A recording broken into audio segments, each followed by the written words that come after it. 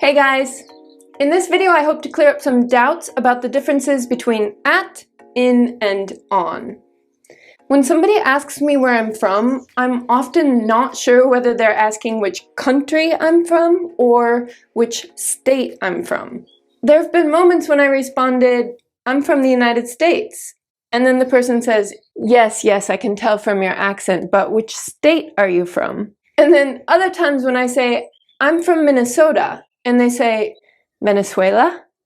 I don't know why, but Venezuela and Minnesota tend to be easily confused. When this happens, I just say, no, sorry, I'm from the United States. Minnesota is the state that I grew up in. The point that I'm trying to make is that when someone asks, where are you from? I don't always know how specific they want me to be in my response.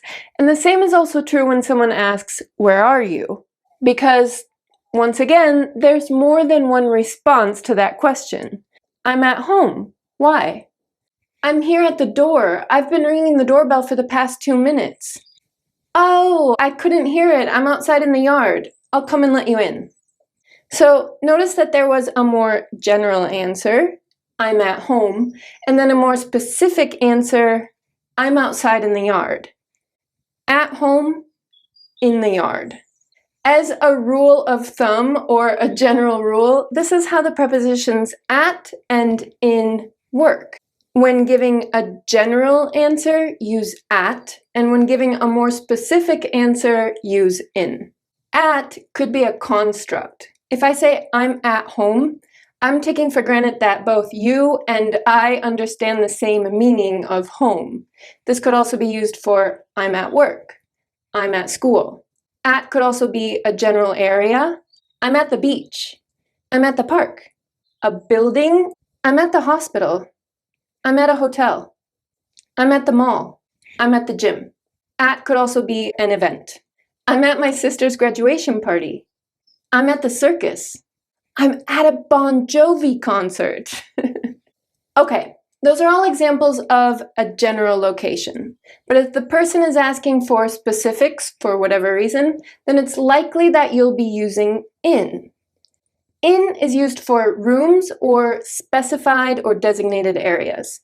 So some examples are, I'm in the yard, I'm in the basement, I'm in the kitchen, I'm in my office, I'm in math class, I'm in the waiting room, I'm in the cafeteria, I'm in the lobby, I'm in the electronics department at the mall, I'm in the parking lot. Okay, and I need to add one exception to this, which might be a little bit difficult to wrap your head around or to understand, which is that when you're at a hotel, you can be in your hotel room, in the fitness room, in the lobby, in the hotel restaurant, but we use at for reception. The best way that I can explain this is that reception in a hotel is a desk. And for desks or tables, we use at in order to differentiate between being on the surface of a table and seated beside or standing next to that table. Or on the surface of a desk and seated or standing beside that desk. And once again, because reception refers to the desk in the lobby of a hotel, that's why we say I'm at reception. Okay, let's keep going with this theme of on as a surface. Sometimes areas are determined or designated by their surface. And in the case of surfaces, platforms, or pavements, we use on. For example, with reference to where I'm standing, I might say, I'm standing on the wooden floor. I'm standing on the kitchen tiles. I'm standing on the deck. I'm standing on the patio. I'm standing on the grass. Notice that just like the wooden floor and the kitchen tiles are surfaces, so is the deck. A deck, if you look closely at the definition, is actually determined by the flooring. The deck of a house is generally a wooden platform built above the ground and connected to the main building. So even though you might think of a deck as sort of an area or a room, it actually refers to the wooden platform that separates it from the yard. And as I said earlier, for surfaces, platforms, or pavements, we use on. Patio is the same. A patio is a paved outdoor area adjoining a house. So once again, even though you might think of it as a space or a room, it's actually determined by the paving. And as I said earlier, for surfaces, platforms, or pavements, we use on. Okay, a balcony. A balcony is defined as a platform enclosed by a wall or a railing on the outside of a building. And as a balcony is a platform, we use on. Lawn. Lawn refers to the grass in your yard. So while yard is thought of as a space or area that you're in, I'm in the backyard, lawn and grass refer to the surface. I'm laying on the grass in the backyard. And the same designation can be applied to beach. Beach might refer to the general area, but it could also refer to the surface or the sand. So you could say, I'm at the beach, meaning somewhere in the vicinity of the beach. You could be buying an ice cream, parking the car, sitting on a bench, or laying on the sand. Here is where the distinction lies. We do sometimes use on the beach to mean on the sand. If you say you love running on the beach, basically what you mean is that you love running on the sand.